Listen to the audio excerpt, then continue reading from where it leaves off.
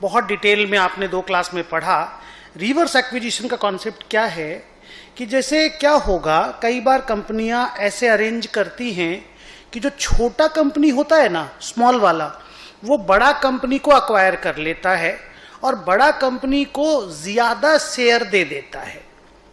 तो आप अगर देखोगे ना कि कंबाइंड एंटिटी जो बना, माने अमलगमेशन के बाद, एक्विजिशन के बाद जो कंपनी बनी, उसमें अगर आप शेयर होल्डिंग देखोगे ना, तो बड़ा वाला कंपनी का शेयर होल्डिंग का परसेंटेज छोटा वाला कंपनी के शेयर होल्डिंग के परसेंटेज से बहुत कम है। तो कहने का मतलब है कि भले बोलने को छोटी वाली कंपनी ने बड़ी वाली कंपनी को एक्वायर किया, पर सच में बड़ा वाला कंपनी का ही कंट्रोल है कंबाइंड एंटिटी पे। तो अगर ऐसा है तो इसी को हम लोग बोलते हैं रिवर्स एक्विजिशन, उल्टा एक्विजिशन। तो रिवर्स एक्विजिशन में मैं एग्जांपल दूंगा ना, तब आपको समझ में आएगा प्रॉपरली।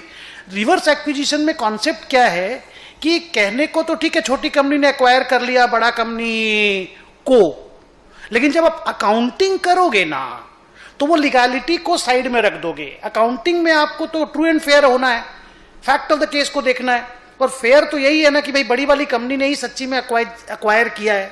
तो आप बोलोगे बड़ी वाली company is my accounting acquirer, even though छोटी वाली company is my legal acquirer.